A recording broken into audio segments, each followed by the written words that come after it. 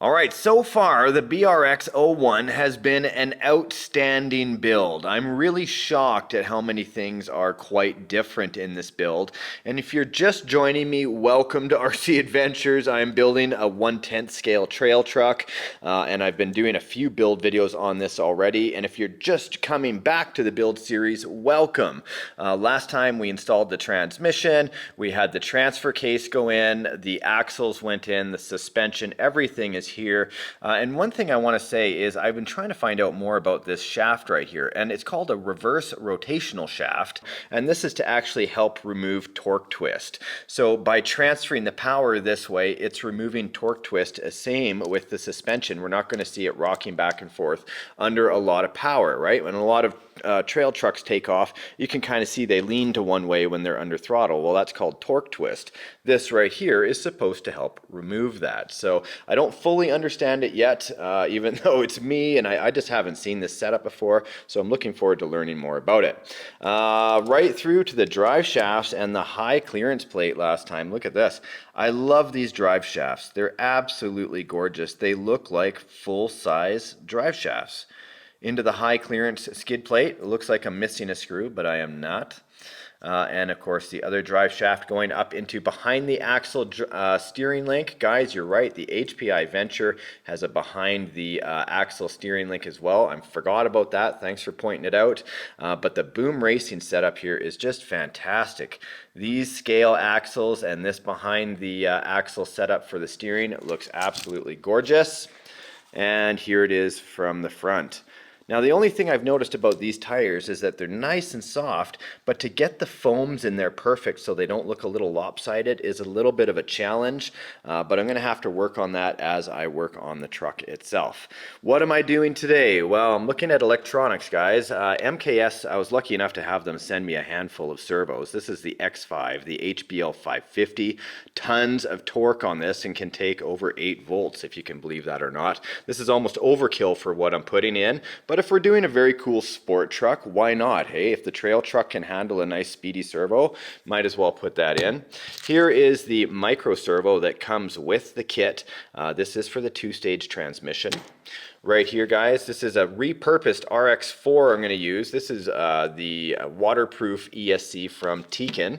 I think that's going to be perfect to match up with this 550 trail motor. This is the Trail Master Sport 12-turn from Holmes Hobbies. Look at this.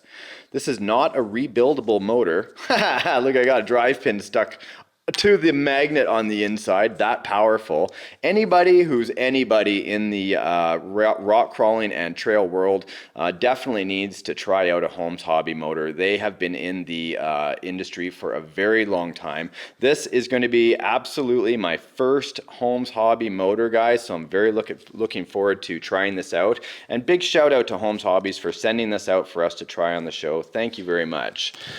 Here are the motor plates, right, to line this up. Here we have the receiver, and I'm going to be doing a Spectrum setup today. This is the SR410, a fairly common 4-channel receiver, going with my DX6R. I love this radio. It's a little bit overkill, but for such a nice build, I might as well pair this up. And of course, what am I going to use to power this? The Gens Ace 4000 milliamp 3S LiPo. This is going to be a nice size to fit right onto this battery tray right here. I am hoping, I'm pretty sure it is. Plus it's going to give me lots of power. So exponential on the throttle, but lots of power when I need it so I can get the wheel speed. It should give me a good combination of scale crawling plus lots of speed if I need to get up a hill or I'm pulling anything. So that's the plan. Let's get started. All right, so first thing I'm going to do is open up this beautiful MKS X5 servo. You definitely don't need a servo of this magnitude. This is certainly overkill. It's more of a racing servo, but as it looks so beautiful, the heat sink on here, the outer aluminum, the whole casing, It is just choice. Plus, also the black cable on here is something that will look really good with the frame. So it kind of blends in, gives it a little bit more of a camo look. But any 20 kilogram digital servo, it doesn't even need to be digital, but I would go digital. And I would also like to go water resistant at least, right? Because I'm like a Labrador retriever. I'm going to end up finding the water on the trail no matter what happens, whether it rained, whether there's puddles out there, and I'm going to want to splash through it with my trail truck. So I always make sure my trail truck is at least water resistant, if not waterproof. So a variety of servos out there are going to be able to suit. I normally go with metal gear only because I find plastic gear servos really don't hold up to any kind of abuse, and I end up having to replace them sooner than later. So I'm going to go with the MKS right now. We're going to be able to see that this wire isn't going to be seen at all on the chassis. I'll get this screwed in and we can move on. I'll just use the top lid of the servo box. Look at this. Just like I showed in the earlier one, this is how clearly everything is labeled out. This is the servo screws for both servos and the nuts. Okay, and if you're just following along or want to see how the install is, you'll see that these two button head screws go down into a threaded frame. And then on this side, it's upside down with two longer screws that come up to these two nylon lock nuts. That way everything is secure into place. As well as this side, the reason they've done that is that they do have adjustable holes on there depending on the size of your servo that you put in. So very smart. So having a look at the book, what I am deciphering is we're now assembling or installing the steering drag link.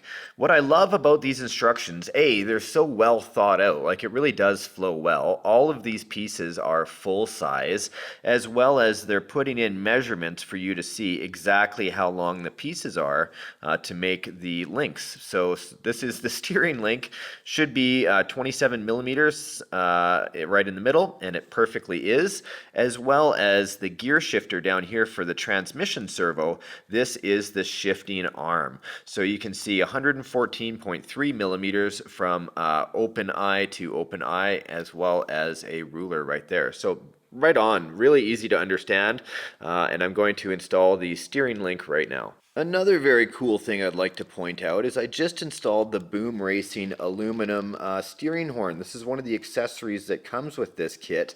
It's not a plastic steering horn, it is aluminum right off the bat, which is right here. I'll adjust that when I'm done, of course, to make sure everything is working right. Two screws. This is going to be for the servo horn that I have to tighten up on the steering servo, and then of course this is the small servo saver for the transmission, the shifter. This is what the servo saver looks like when I quickly assembled it. I just snapped it together.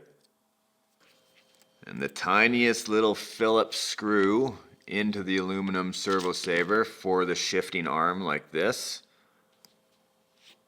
Alright, the servo gets mounted in there backwards, and then you take the screw, put it into the threaded hole.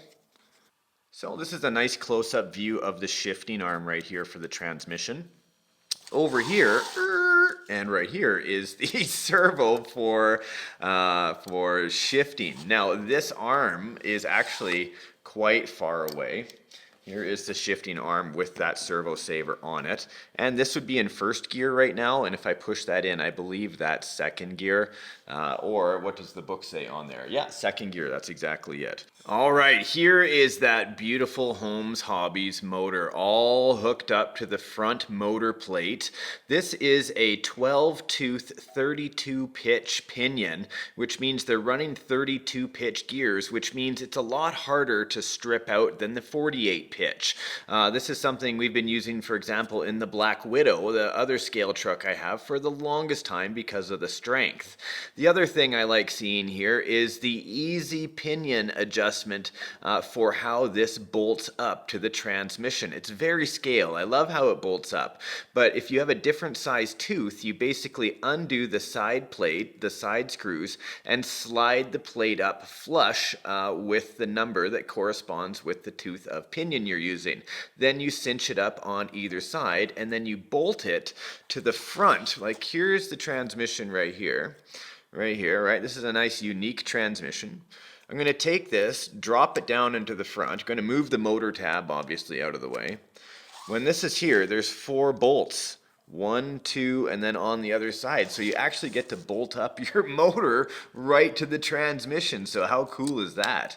Okay, so soldering at 765 degrees. I'm just going to heat up the one tab that's going to be the negative post. Just pre-tin. Nice and quick. And then that way the wire is going to have something to stick to. Just making a quick connection for the motor. So if I want to swap it out, this lead will actually connect the motor. Just go ahead and protect it with some shrink tube. Grab a little bit of solder from the edge and tack that wire to the top. And there I go. So clean off the end of my soldering iron, shut her down, and there. So now I have a quick connect wire. If I ever need just to pull this off of the ESC, I can do it quickly. Alright, so I know that I'm not supposed to attach this until I already have the plate on and the receiver plugged in, but I'm mocking it up because this one actually takes a very small nut on the other side of a very tiny screw. I'm getting that done first, and then this one I can adjust easy enough just under the plate if I had to remove it, but that one's done. Alright, so if you have a look, you can see here there are 4 spacers that I've just placed on top of the pre-threaded holes that are in the chassis here. And here is the battery plate, I'll back it up so you can see, with the racing, boom racing straps for the battery. They are already pre-threaded with the screws, and I'm just going to drop them down onto the spacers and cinch them into the frame. Simply beautiful. The finish on this truck is gorgeous. Now that the battery tray is assembled, I can go ahead and put the receiver box onto the back. I love that everything is pre-threaded already and there isn't a lot of nuts to unscrew, which is, you know, over longevity when you're on the trail, there's not a lot to lose if everything's just attached right to the frame. All right, out comes the battery. This has an XT60 plug on it, so I'm going to go ahead and stick with that. You can see this little tiny guy right here, XT60. So I've switched over my ESC to the complementary plug that comes inside there so we can hook up easy. Almost hurts me to do it, but I'm going to go in here and just trim these beautiful straps. They're like almost like they've got this leather coating on the outside of the Velcro. It's very, very posh. I'm just going to use some Velcro on the back side of this ESC. You'll notice that it's quite a large ESC to be using for this project. I may swap it out for a hobby wing 1080p, like one of the nice crawler ESCs, but I do like the programmability and the onboard ability to do that right here, but it is a little bit on the large side. Now, a lot of you will be thinking about wires and having lots of clean wires, and rightly so, but check out this little neat thing that comes in the package. These are actually wire straps, and depending on how many servo wires you have, the straps actually get wider. And what do I mean by that? Well, if I pop one of these out, 2 holes on either side, if I bend it together, kind of like a wormhole, you can get through a large distance through a relatively short space. Well, what this does is it allows you to go from a hole to hole and creates a little bit of a loop so you can run your wires through. Pretty ingenious, eh? I'm also going to mention that the kit came with these servo extensions. So normally a kit doesn't really come with a lot of electronics, but this one was already anticipating that you'd need some servo extensions. So instead of having to run back to the hobby store or ordering them online, you already have them. Check it out. This is the receiver box lid. This is a small piece of silicone that goes in here, and you actually feed the wires in through a small slit on the side. You can see where the servo wires go into the box like this. Very, very cool, because we're going to be able to seal this up and make it watertight. This is what this silking grease is for, is to help you waterproof that silicone and area. Here's how they set up, just so you can kind of see if you didn't understand what I was talking about. It goes through the center and then down through the bottom. Right in this bag with your owner's card, your registration card, and your VIN number for your truck, you actually have this top plate as well. Just getting it nice and tight. Look at that. Gorgeous. I love it. Okay, I applied the grease, the silicone grease, on all of the silicone rubber that goes all the way around the box, which is making an airtight seal. This is my BRX01 with my Holmes Hobbies motors, MKS 550 servo on the front, my Tiken RX4 repurposed ESC, my Gens Ace 4000 milliamp hour 3-cell LiPo battery, and of course the micro waterproof servo that comes in the kit right back into the Spectrum receiver in the waterproof box number 155. What do you think, guys? Here it is. I don't have the body done yet, but the roller and electronics are now complete, I hope. I haven't tried it out because, as always, I like to try it with you guys for the first time to see if it all went well. Turn on the radio. This is like an Android system, but like the first one, it takes about 10 hours to start up. I should have started this at the beginning of the video. Regardless, I still have everything plugged in. The on and off switch is just situated right here on the side of the ESC. I could have gone ahead and cut this off and just attached it together. And then that way, every time I plugged in the battery, it would be on automatically. But because I've been able to poke this out of the way, I'll be able to turn this on and off from underneath the truck, no problem. Even though this truck actually comes with a flip-up body. That's with what's going on with this back tail area. A lot of people said I had done this wrong, but it's actually a flip-up point. You guys can't see it. Let me show you here. There it is. A flip up, like a hinge. This is a hinge for the body because the whole body is going to flip up and then it's going to come back down to connect. It never really removes itself from the chassis altogether. Now here, we'll just start the race wear application. This is already bound up, and really right now I should be able to turn this on. 3, 2, 1. Ooh.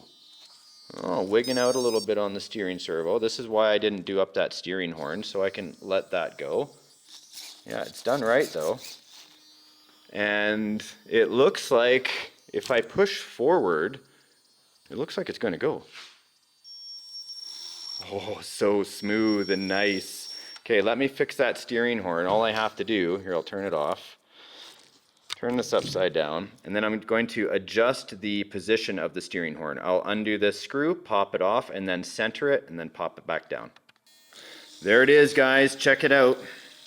This is nice and centered now. This is a very fast servo. In fact, when I move the wheel, it can move as fast as I want. Steering speed, rate of change, I'm going to turn that down probably to at least 40%. In fact, I can just slide the slider here. That's 31%, might be too much. 40, let's see how that goes. That's much better. Okay, I got it up off the ground. Let's give it a little bit of throttle. Yeah, you can see the back tire there. So this is the rubber that didn't situate properly with the foam on the inside. So I know it's going to irritate you for this few moments, but until I fix it and level it out, it's going to look a little wobbly.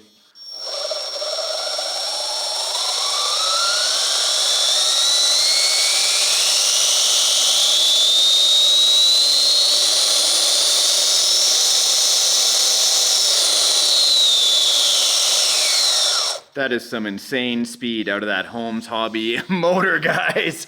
Brushed motor, the Trailmaster Pro. Looking forward to getting this out on the trail, but next up, I gotta build the body. And yes, I already painted it.